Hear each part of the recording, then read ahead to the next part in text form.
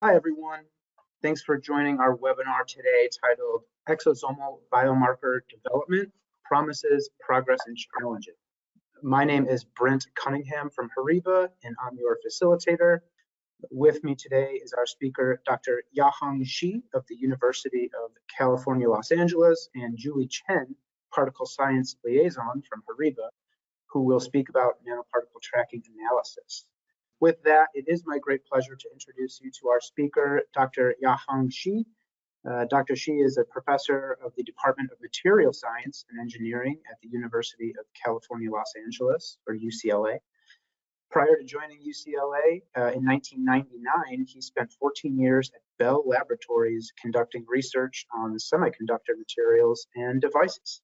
With that, I will pass the ball to you. So whenever you're ready, please feel free to go ahead and share your screen. Thank you, Brent, for the introduction. And today I'm going to talk about the potential role of SERS, surface-enhanced Raman spectroscopy, in diagnostics and therapeutics. Specifically, I will be focusing on exosomal liquid biopsy. And my name is Yahong Shi, and I'm with the Department of Material Science and Engineering at UCLA. So the disclaimer first, I start from being an engineering, physics, and electrical engineer focus. So my group got involved in the biosensing field purely because we came about a nanostructured SERS active surface. And therefore, when I try to talk about certain topics about biology of exosomes, please take it with a grain of salt. This is an engineer's view, and it's guaranteed to be incomplete. Okay, so there are two primary parts of my presentation. The first part is the brief introduction of the biology of exosomes and its diagnostic and potentially therapeutic capabilities. And then is the importance of characterization of exosomes. And we will focus on SERS-based methods. Okay, so let's start with exosomes. I presume most of the audience in today's webinar, they're familiar with exosomes. As we all know, cells undergo active and biogenesis process. Along the way, cells actually secrete a lot of vesicles. It's like little spaceships, like Mother Earth sending out constantly a whole bunch of spaceships. And on the other hand, there will be spaceships landing constantly on the surface of Earth. Now, among all these particles of special interest for today's topic is exosomes that has a size ranging from 30 to 150 nanometers in size. Now, these exosomes undergo different biological pathways in their production. Therefore, they actually are believed to be associated with a number of tasks, such as intercellular communication, cargo delivery, immune regulation, and of course waste disposal. And the content of these exosomes, like shown schematically on the upper right corner, as it contains proteins, incomplete nucleic acids, and the lipids. And the lipid bilayer serves a very, very important function to ensure actually the biological function of these exosomes, which is to protect the content, the cytoplasm inside these exosomes so that they can be delivered to a distant cell in its entirety. Okay, now these exosomes are known to overexpress in their membrane proteins or receptors the tetraspanin family of biomarkers, CD. They commonly are referred to as CD11, CD9, CD63, CD81, etc. As to the biology of these exosomes, like I mentioned before, these cells constantly secrete exosomes.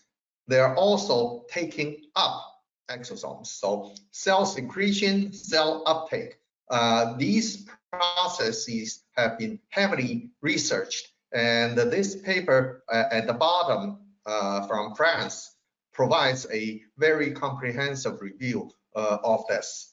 Now, our interest in exosomes by and large stem from the prospect of using exosomes for diagnostics.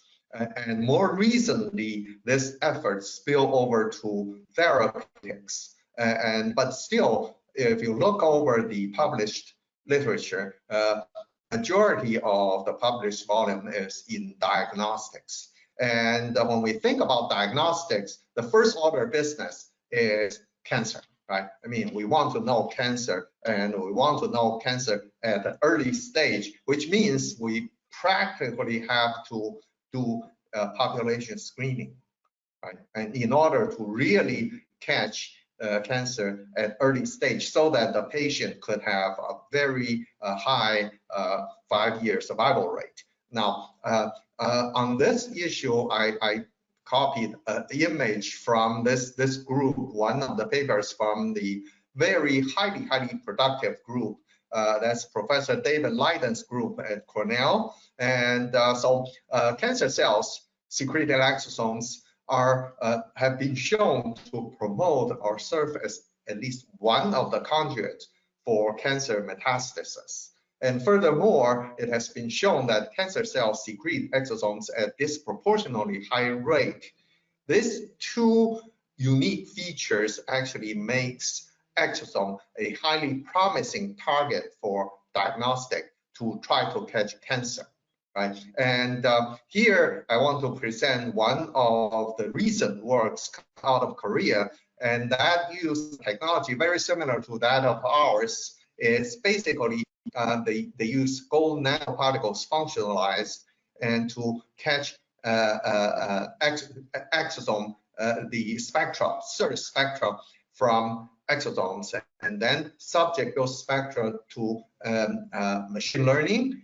And for that, they actually studied 6 different kinds of cancers.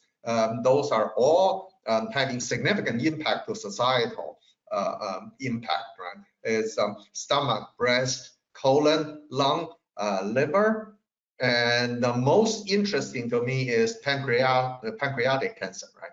Pancreatic cancer has a very bad prognosis typically, because when it's discovered, it's more often than not too late, and therefore the long-term survival rate is extremely low. Now, in this study, they use at least 40 patient samples.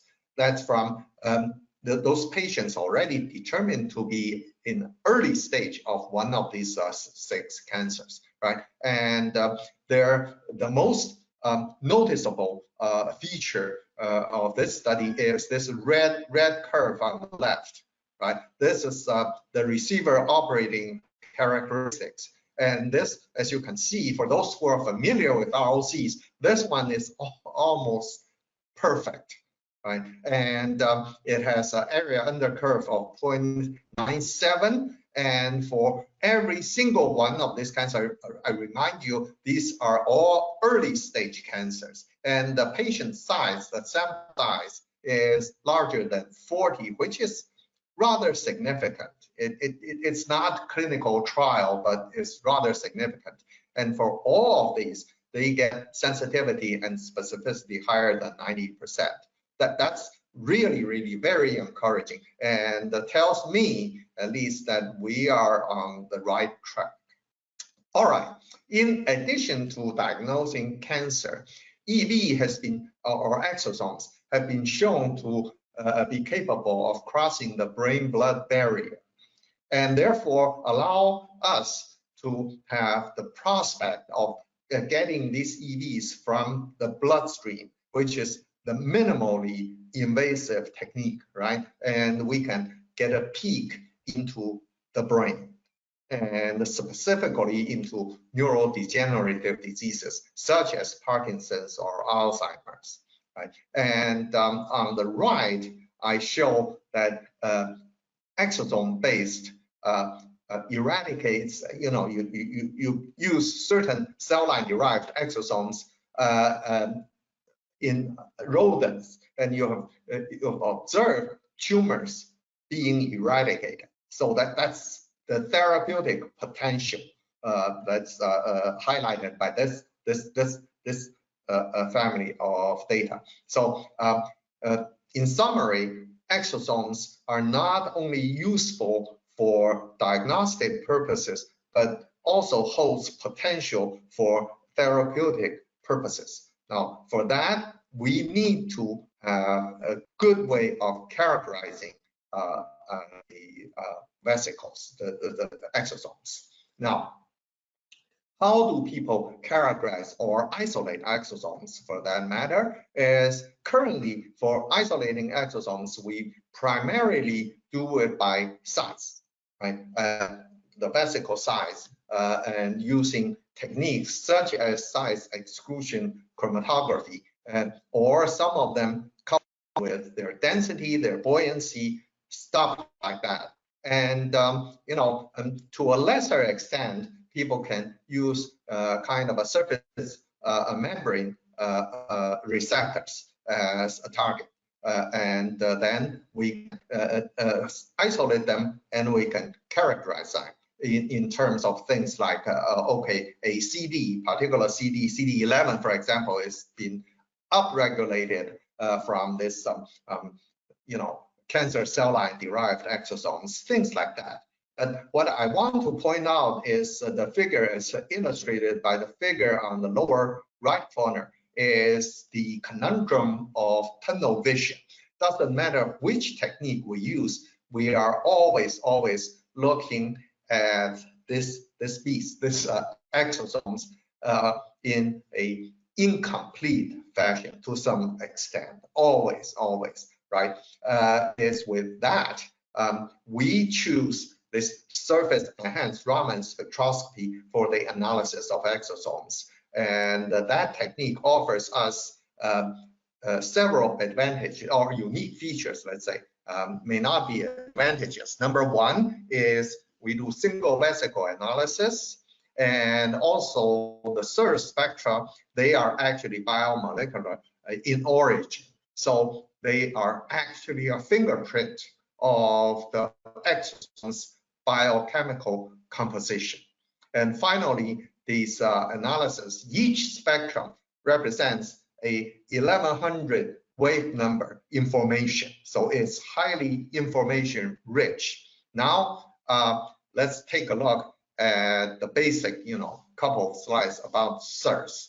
Now, what is SIRS? For those of you who are not very familiar with it, its base is Raman scattering, right? What's Raman scattering is when a photon incident onto a molecule or any matter under examination, it undergoes a whole range of processes such as Rayleigh scattering, such as photoluminescence and or fluorescence, right? Among all these, there is one process that's the interaction between incident photon and the phonon, and the result is the emission of or scattering of a secondary photon of a different energy, right? So that the phonon, which is the quanta of lattice vibration, that's actually unique.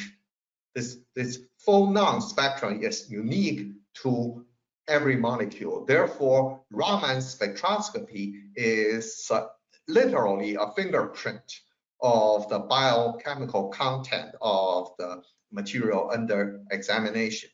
The downside or the most severe shortcoming is that Raman yield is very, very low, on the order of 1 part per million, right? It means a million photons incident to your molecule, one of them undergo Raman scattering, the other ones all sorts of other processes. Now, this low yield can be made up by the invoking a process called surface plasmon resonance. Basically, is when light incident onto a metal and vacuum interface, and the electrons in the metal, in response to the incident alternating electromagnetic field, these electrons start oscillating. And when they oscillate, undergo an oscillatory trajectory, according to electrodynamics, these electrons in turn emits electromagnetic wave, means photons, right? This combined particle is known as surface plasma. And the surface plasma basically build up a super strong electromagnetic field at a very near surface region. Now, if we put our exosomes into this region, we can hope to get a very much more enhanced Raman signal, which is called surface enhanced Raman spectroscopy, or SERS. Right? My group use a slightly different from majority of the SERS-based publications. We use a substrate-based structure, and for that, I want to focus on the image on the far right, which is a scanning electron micrograph of our surface, which consists of regularly or quasi-periodical gold pyramids of 100, 200 nanometers in size. And so this kind of surface renders a rather strong surface resonance. On top of this gold pyramid array with a layer of graphene, of monoatomic layer carbon, right? And this offers a number of advantages. Number one, this surface, because graphene is offers a very inert surface. Therefore, any biological substance deposited on this surface is less likely to change from their naturally existing condition. And number two is this graphene layer serves as a built-in local electromagnetic field intensity gauge, and therefore allowing for quantitative SERS. Now, using this substrate, our group have demonstrated a number of important attributes. Number one is single molecule sensitivity. So you look at these three spectra shown here, and the top one, the black one, represents the signal from many molecules, and then the red and the blue one represents signal from a single molecule, and we can get, as you can see, a pretty good signal to noise, therefore allow us to proceed with analysis using this information from a single molecule. And then we're using that, we can also, this surface, or let's say SERS, offers also a very highly specific fingerprint with minute differences. In this case is a short protein, a peptide, right? And we conducted a study of amyloid beta 42, which is a peptide that's actually highly correlated, is highly prone to aggregation, and is plaques composed of amyloid beta 42 has been correlated with the advanced stage of Alzheimer's disease. Now, in this spectra, we show principal component analysis, PC1 plus PC2 against PC1, and each of the dots in this diagram shows one SERS spectrum, right? And by dimensionality reduction, we can visualize them. They actually change discernibly. They change with time, and therefore the extent of aggregation. As we all know, the biological function of proteins are, conformation is a very important factor in addition to composition to the biological functionality of proteins. And what via this result, we have shown that actually our substrate-based SIRS is highly sensitive to any conformational change, which is to the study of biology of molecules is important. Now, when it comes to study of exosomes, there's always a question as to how do you know your spectra come from exosomes? To this, we conducted careful correlative study between the TEM, SEM, and also SIRS. And in SIRS, we actually correlate the spatial location of a number of the spectral peaks we observe. And we can show that they are all co-located at a location which is about a few or 1 to 2 microns in spatial extent. And that 1 to 2 micron is not the actual size of the vesicle under examination, but the laser, the tightly focused laser spot size. So we basically establish all this signal we obtain are indeed very likely to be from individual exosomes. Now, with that, we come up with this process flow. We first extract sample from patients, and then we isolate them either using a sequential ultracentrifuge, or now more frequently we use the size exclusion chromatography columns from ISO, right? After we isolated out the exosome from, for example, blood, we place them onto our substrate surface and we collect SIRS spectrum.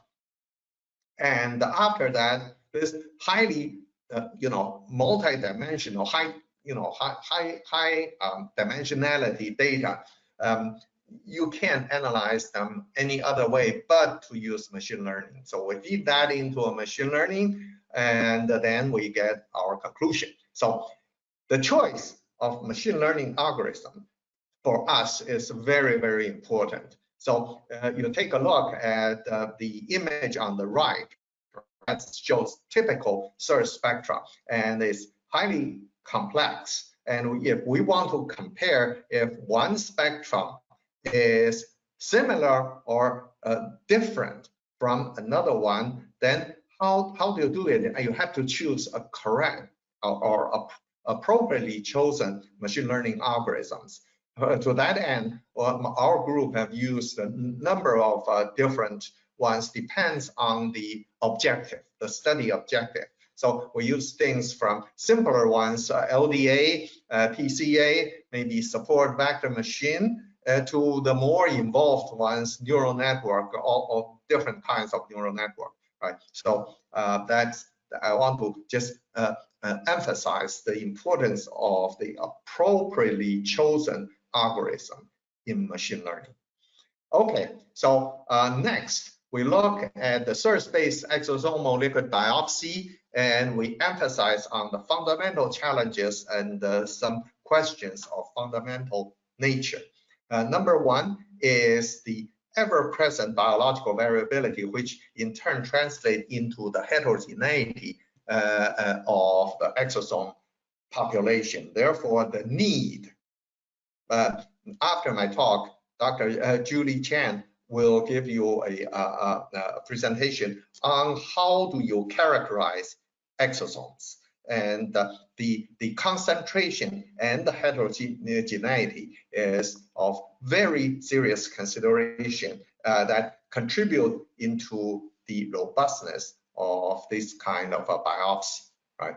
And basically, because of the heterogeneity, what we need, a necessary pre-processing step, is the relabeling of sample. For example, if we take exosome population from a cancer patient, and our objective is to diagnose that kind of cancer, right? But the exosomes you collected from a cancer patient body could be, by and large, depends on the scale, the stage of the cancer, could be by and large the healthy type. Only a minority is cancer specific. So our job for relabeling is to use different kind of a clustering scheme, and through the training process, you actually single out those small subfraction of exosomes that's characteristic of cancer. Now, next one is the question of single versus ensemble analysis. Which one is more preferred? Now, this one, in today's talk, I don't have enough time, so I skip the discussion about that.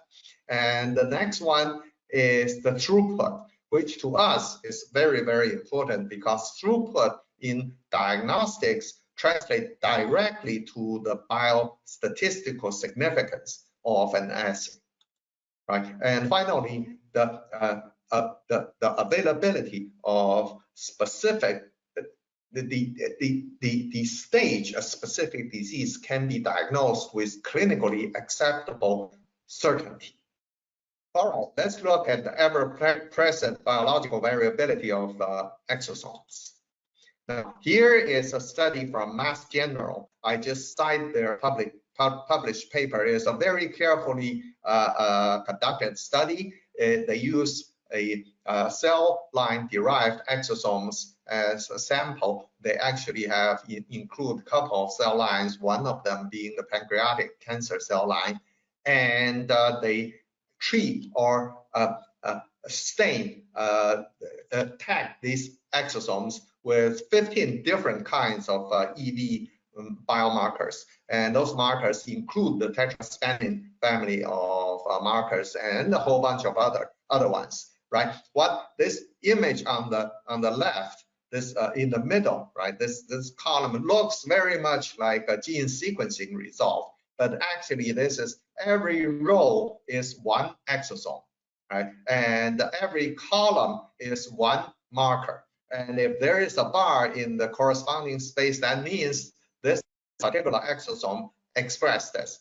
Well, the upshot of their study is that there is serious heterogeneity even within this population of supposedly highly uniform exosome population. Now, the question, of course, is whether you have a subpopulation that is disease specific, and whether that's a conclusion valid for any disease, right? Those are the tough questions to answer. Now, as to that end, I cite another work from UC Davis, Professor Randy Carney's group, and this is another group that's highly productive in the exosome community. And there, they conducted a study using optical tweezers to catch individual exosomes, and they get their spectral features and then subject them to a PCA analysis. Now, in this case, a simple PCA analysis, that's not exactly complicated neural network just yet, and they can clearly distinguish, well, actually, to quite an extent, distinguish the control, which is this 2 cell line derived exosomes, against the other 5, which are cancer cell lines. And these are the colors, right? You see this coffee colored or black colored. So these dots down below, they are healthy control, and everything on top is cancer. Now, looking at this, you can appreciate several things, right? Probably 2 key features to mention. Number 1 is each dot of the same, each dot represents one spectrum from one EV, right? Number 1 thing you can see is the heterogeneity. According to source, or in this case, it's not source, it's Raman, just according to Raman. And number 2 is indeed there is hope to separate out cancer-derived exosomes from the healthy control. Okay, so those are important. Now, we have also conducted a study. This study is ongoing, is in collaboration with Professor Sophie Deng's group at UCLA's Stein Eye Institute. Now, Professor Deng is an eye surgeon, and she does surgery to repair cornea. Right? And one of the serious challenge to the success of the operation is the formation of scars.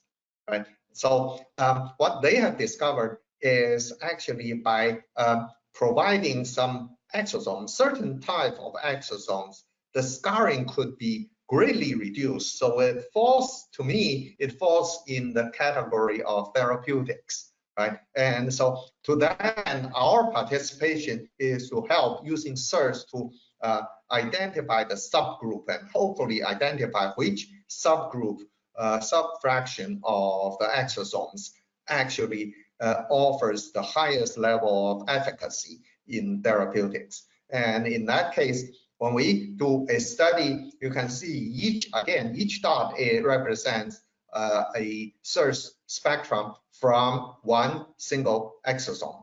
And you can see the heterogeneity is very well, it's evident here.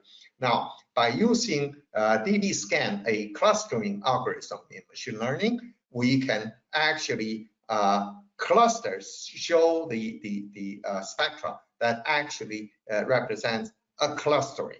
Now, without the cluster, if you superimpose all the search spectra, you see something on the upper right. It's a mess.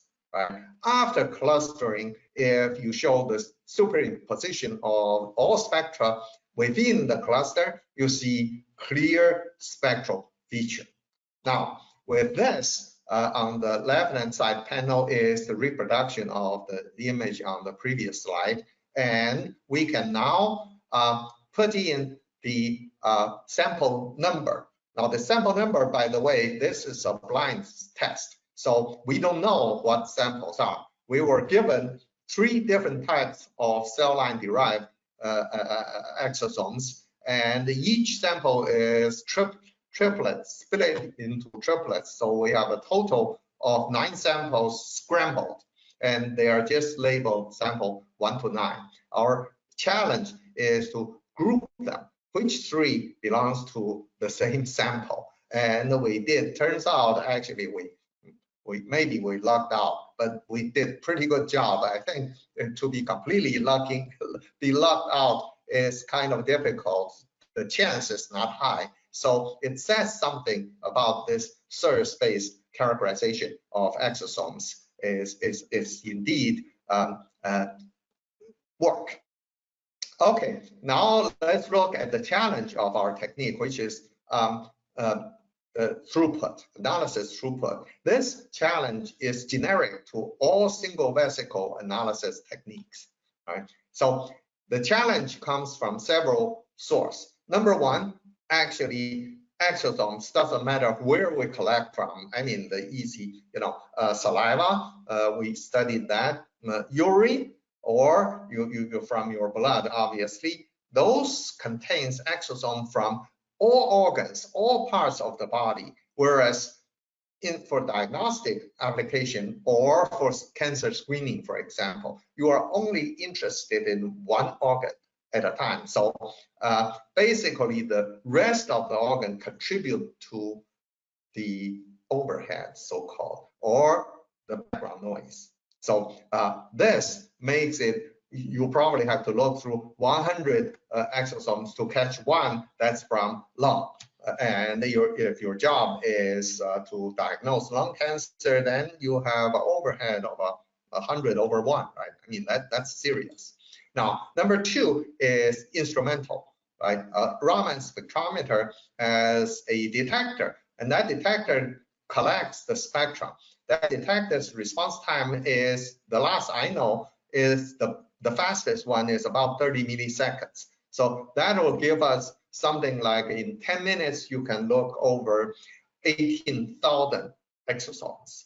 If every shot, you will just be looking at exosome. The next slide will highlight why that's not the case. Okay, with that, 18,000, the question is, will that be sufficient? Sufficient for what?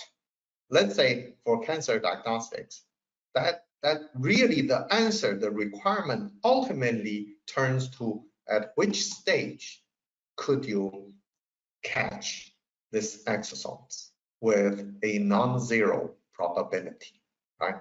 Okay, finally, the factor contributing to limited throughput is when we disperse exosome analyte onto our surface, not we need to, number one, know the concentration of that exosomes in the solution so that we can estimate what's the average spacing of exosomes on our surface. And that, again, Julie will talk more about how to actually accurately measure that.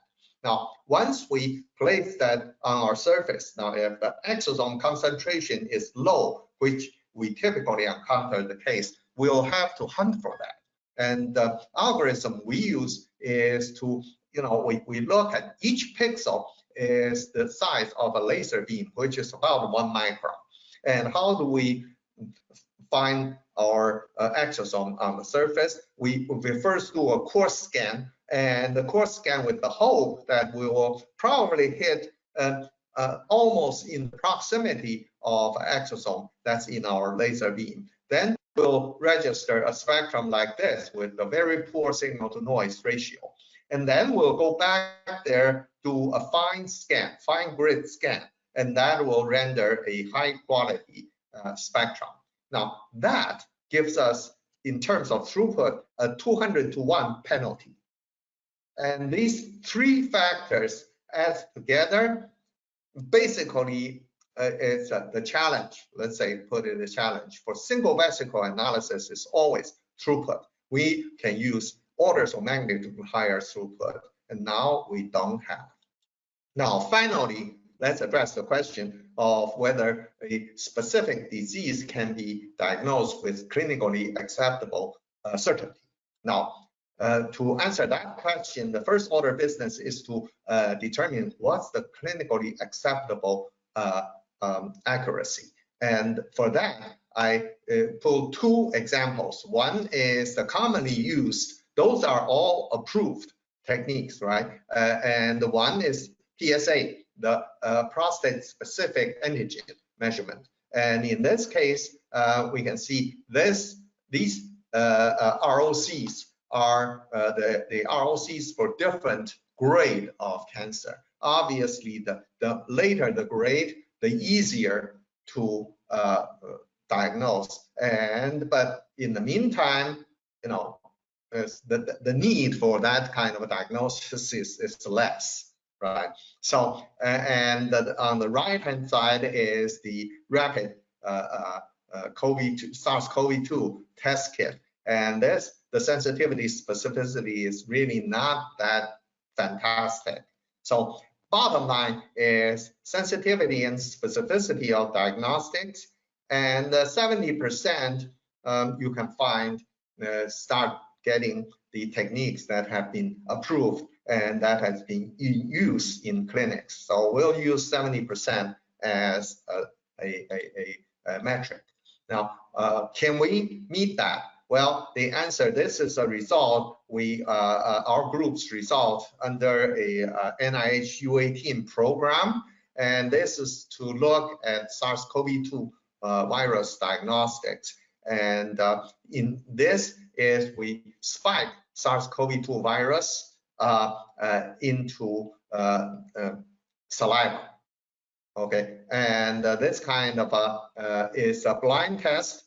And in this study, we are able to obtain 90% sensitivity, 80% specificity. So it's promising. And if the second one is under the same program, we do blind tests using patient saliva and control saliva. And there, the sample size is small, but we have a pretty good performance. 100% sensitivity, 80% specificity. Now, I have to remind you that because this small sample size, this result can only be taken as a demonstration of feasibility, definitely not a carefully controlled study. Now, here is another result our group did with Professor Scott O, a thoracic surgeon at UCLA and the VA hospital.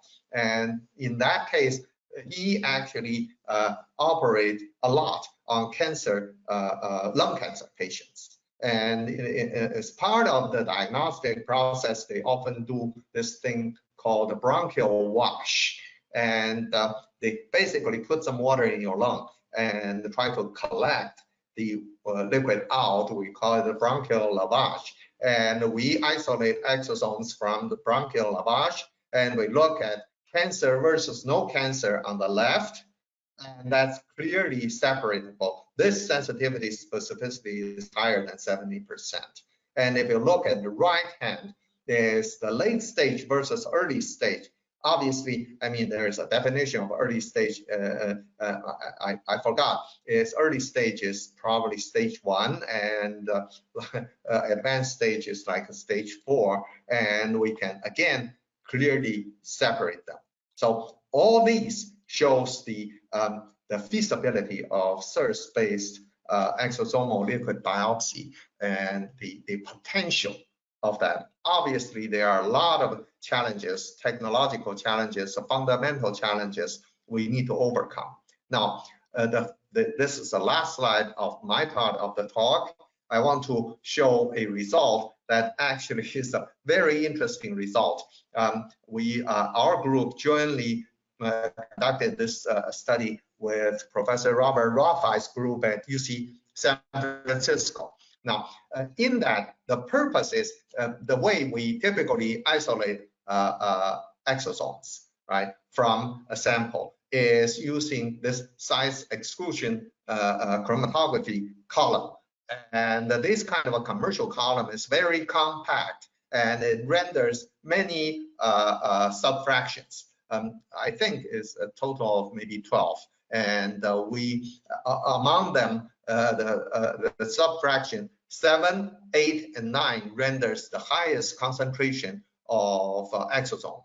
Right? And by the way, for us, you know, the throughput is directly related to the concentration of exosomes, and the concentration of exosomes we can only measure using one of the NTA family of methods. Again, Julie will introduce to you about NTA. Now, for us, is we look at the 7 subfractions, and my thinking entering this study is that for sure we are going to prove that size-based isolation has no biological relevance, because the biochemical content, according to SIRS, must be overlapping significantly between neighboring subfractions. That's my preconceived expectation going into this study. But when we actually did the study, we used the most pure form of exosomes that's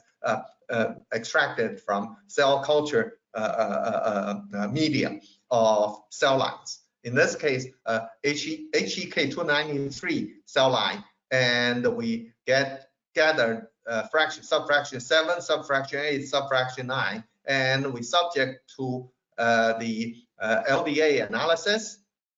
And this is indeed a surprise. It's almost completely separatable, right? So in other words, what it says is the subfraction, the size is correlated in a fairly high degree to the biochemical content of the exosomes. And then we looked at yet another kind of cell line, which is a genetically modified HEK293, and in which we had a knockout of HRAS. And in that case, once again, you can see the image on the right, upper right, is almost clearly separatable. Obviously, if you just look at the HEK293 and the genetically modified, they are very clearly separatable on the lower left.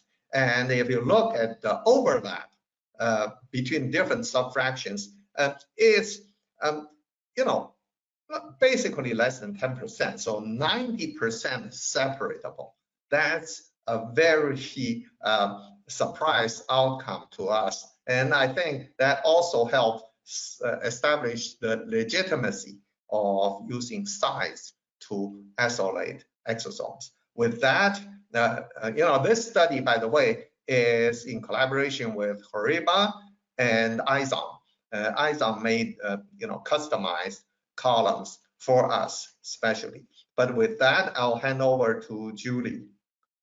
Well, thank you so much, Professor Shea. I know there are a few questions that came in during your talk, so I'm going to go ahead and speed through my portion, and therefore we can address any questions that people have. So I want to open the floor up by sharing, on average, EV researchers really do look at 4, 5, 6 methods altogether. There's no one method that is perfect.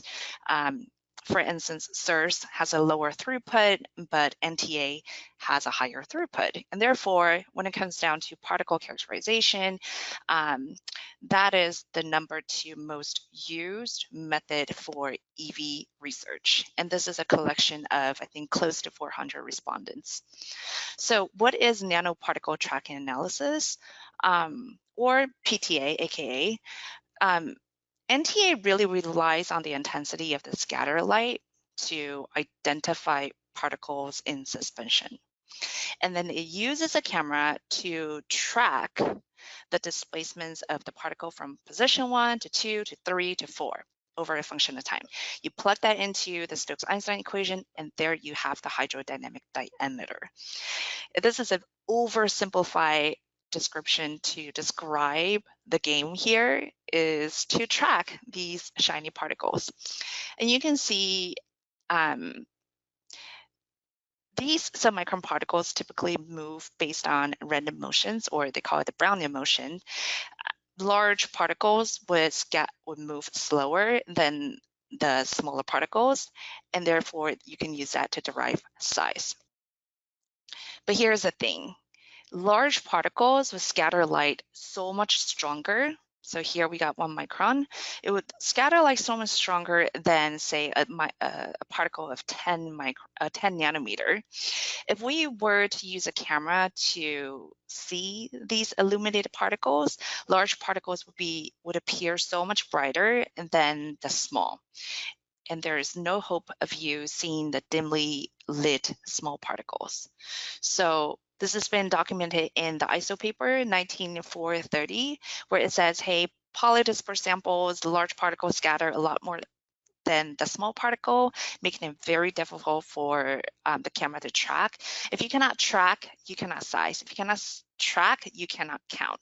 And therefore, to remedy this kind of hurdle, if you will, for single laser NTA, we proposed splitting that spectrum into 3 different laser wavelengths of 3 different laser powers. So we got blue, shorter wavelength, high laser power, green, and red. Red is a longer wavelength and lower laser power.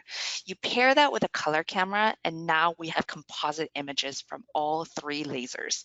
This is actually a technique that we acquired from the University of California, San Diego, where they were looking at seawater that has everything in it that's even more heterogeneous than EV, and therefore they understood the limitation of using single laser NTA, and they came up with 3. So suppose that you have small particles suspended in some sort of liquid medium. EV frequently is dispersed in PBS, but you can also run it in different liquid medium as well. So let me go ahead and pause right here. Say that you have small particles. If you were to use a red laser, you'll miss out 1, 2, 3 particles. And if you have large particles and you use only blue laser, then you're going to have this very undefined useless blob that will make it harder for the camera to track the displacement of the particle. And therefore, the solution here is to record the displacements of these particles illuminated by 3 simultaneous lasers. And then the second step is to apply an algorithm to decide which laser wavelength is better for that specific particle. So here is a study that was done by the University of Maryland School of Medicine, where they have isolated EV from plasma. And here is a result that shows you black is using simultaneous multi-laser NTA versus if you were to use single laser NTA, whether you're choosing red as your laser of choice or green or blue. You're missing out a portion of your count for EVs, and also you're missing out some of the sizes that are not readily seen using specific wavelength. And therefore, this demonstrates that by using simultaneous multi-laser NTA, you're getting an average size and count of your EV particles while not jeopardizing on your throughput. Here is an example of large EV and small EVs derived from a cell line U87. So this is a study done in collaboration of the Ohio State University, where they separated their extracellular particles using ultracentrifugation and also size exclusion chromatography. Here, there are two key points that we can derive. The blue graph is a large EV. It tells you that NTA, multi-laser NTA, is able to see particles that are as large as 1 micron, 900 nanometers or 1,000 nanometer size range. And two, you can see that there is a large number of particles that are small EVs that are coexisting together with a large EV. It's very hard to separate the two. But if you're working with clinical patient samples, usually you will see larger EV sizes and that are wider in distribution. And therefore, it is very advantageous to use this specific technique to look at your size and count and really the span of your distribution, coupled with Raman spectroscopy to understand its composition. Here is a paper that I'm not going to go too deep into because we're running out of time, but this is a MySIF 2023 minimal information for studies of EV that's very, very well written by researchers in this space. And so I highly recommend that you look at that. Differ from the single laser NTA is the use of a quartz cuvette. So the ViewSizer uses quartz cuvette to load and unload samples. This quartz cuvette is something that you can replace on your own. So that tells you that if you were to break it, the replacement cost is low. So is the magnetic stir bar. What's unique to this patented technology is this insert right here that minimizes drift as you make your measurements. So this is ideal for core labs. Let's say if you have EV people working with protein aggregation folks, you probably don't want them to mix to minimize cross-contamination. And lastly, to finish off your run, you can then invert that cell and rinse it through a couple of times with water and isopropyl alcohol to prepare for the next measurement. So with that said, you can also scan our QR code that includes a lot of EV publications and past webinars.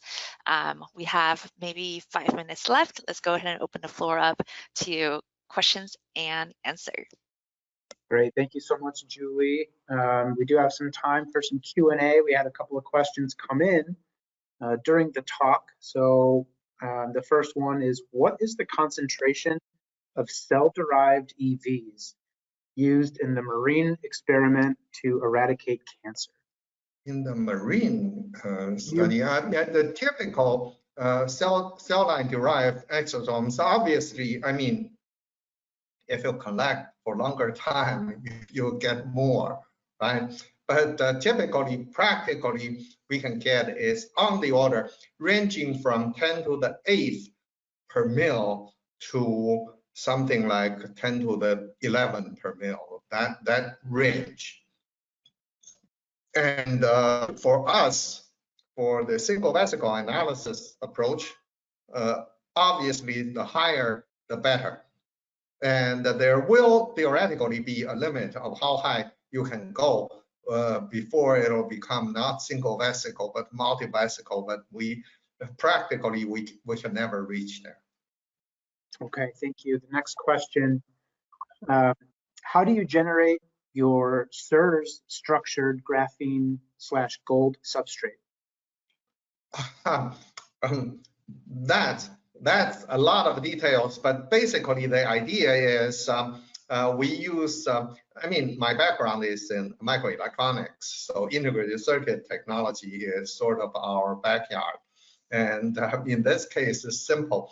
We use a polystyrene ball to pile up on our surface, a silicon wafer surface, 100 silicon wafer surface, and then you use them as a mask to do etching into a layer of silicon dioxide. So you basically open windows on the silicon dioxide, then you wash off the polystyrene ball and subject the substrate to anisotropic etching, KOH or something. And this whole surface will turn into inverted pyramids. And then we evaporate gold onto this surface and we peel off gold, and we get, you know, perfectly oriented and rather uniform gold pyramids. They are all precisely oriented along a certain direction relative to one another. So that's how we do it. And then you just put a layer of graphene. It's very easy. There are different ways of doing it. Our lab, again, doing it in a university lab kind of way. Just float off some graphene, which is commercially available, and you float them onto your surface. That's pretty much it. Okay, great, thank you. For questions, what do you think is on the roadmap for exosomal development?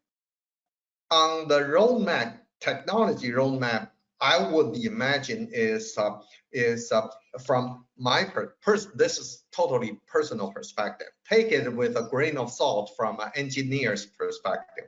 You know, by and large, the people who involved in exosomal research is medical people, biologists, right? I mean, from an engineer's perspective, I would think this heterogeneity is something in engineering we rarely encounter. So we are good at producing something precisely one type and one size, and we produce a million of them, billions of them, right? And in this case, no, not a single vesicle is the same. And in that case, in my opinion, understanding the biology of different subfractions will be very, very important, will really help us to hone in onto one subfraction of the exosomes.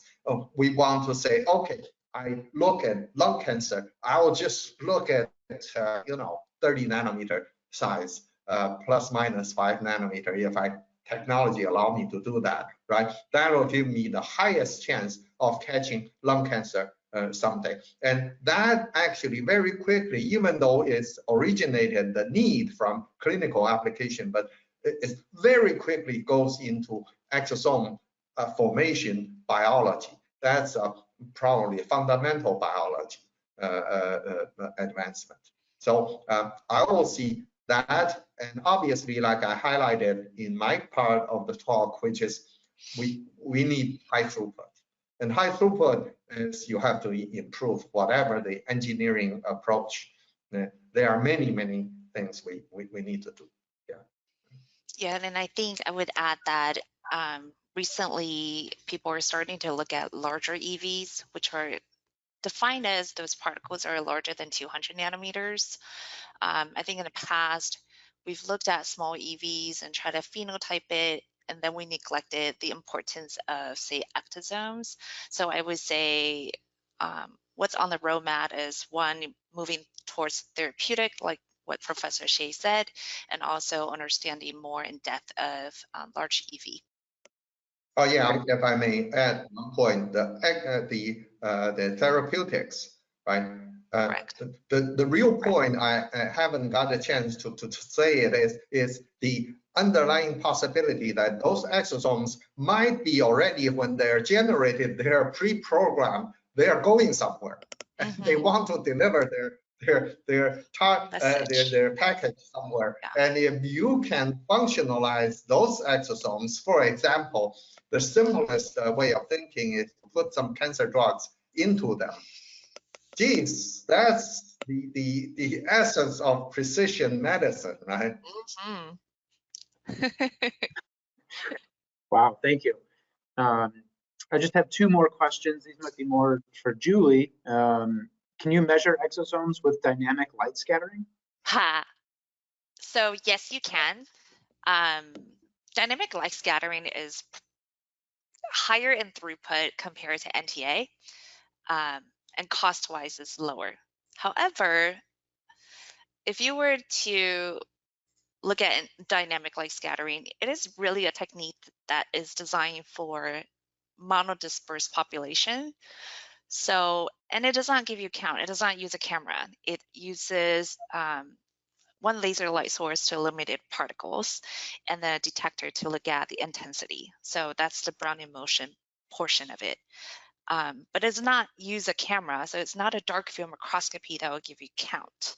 And count is extremely important. So I would say DLS can be used to look at EV, but only recommended to look at aggregates.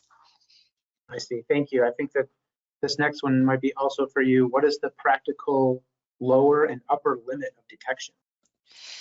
So the view sizer 3000 measures from 10 nanometers to 15 micron, meaning anything below submicron, anything below 1 or 2 micron, it will move based on Brownian motion. We can apply NTA. Anything above or so heavy that it would settle directly to the bottom, and we apply sedimentation technique. And that's possible because we use a cuvette, not a syringe-based sample introduction. For EV, what I've seen at Walter Reed, a core lab that looks at HIV using ViewSizer 3000, is this poster that kind of demonstrated he was able to see EVs down to the 20 nanometer range, cross-verified by TEM. So that's lower detection limit for a weakly scatter material such as EV. For stronger scattering, materials such as gold or silver, easily down to 10 nanometers. Upper size range, it can be difficult because it comes down to statistics, but we've done study looking at 12 micron beads, and they measure well within specs. Larger limit for EVs, so far I've been scouting around for 1 to 10 micron exosomes, and because it's so hard to separate, I haven't been able to get samples in that size range. But I'll say protein that are aggregated with that's also weakly scattered, we're able to see aggregation up to 10 micron. Thank you, Julie. With that, there are no more questions, and we're out of time. But if you do have any more questions, please don't hesitate to reach out to us at labinfo@horiba.com. But on behalf of our particle group, thank you so much for attending. We'll see you at our next webinar. Please also make sure to join our newsletter or simply connect with us on LinkedIn, the HORIBA Particle Characterization Group. With that, thank you again, Julie. Thank you, Dr. Shea. And we will see everyone next time.